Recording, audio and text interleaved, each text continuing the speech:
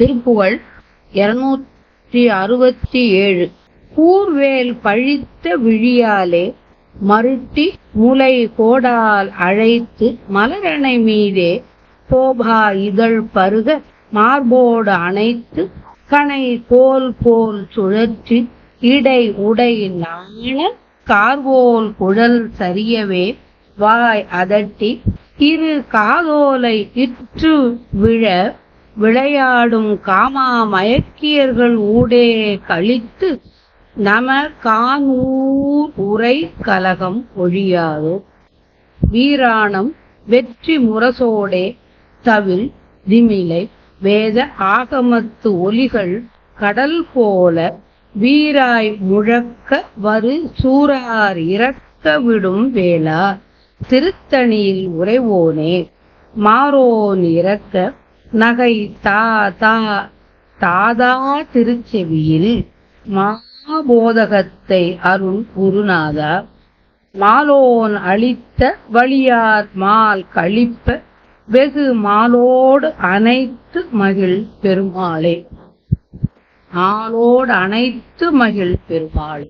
கூர்வேல் பழித்த விழியாலே மருட்டி முலை கோடால் அழைத்து மலரணை மீதே கோபாயுதழ் பருக மார்போடு அணைத்து கண்ணை கோல் போல் சுழற்றி இடை உடை நாண கார்வோல் குழல் சரியவே வாய் அதட்டி இரு காதோலை இற்று விழ விளையாடும் காமா மயக்கியர்கள் ஊடே கழித்து நமன் கானூர் உரை கலகம் ஒழியாதோ. வீராணம் வெற்றி முரசோடே தவில் திமிலை வேதாகமத் தொலிகள் கடல் போல வீராய் முழக்க வரு சூரார் இறக்க விடும் வேளா. திருத்தணியில் உறைவோனே மாரோன் இறக்க நகை தாதா திருச்செவியில் மாபோதகத்தை அருள் குருநாதா. மாலோன் அளித்த வழியார் மால் கழிப்ப வெகு மாலோடு அனைத்து மகிழ் பெருமாள்.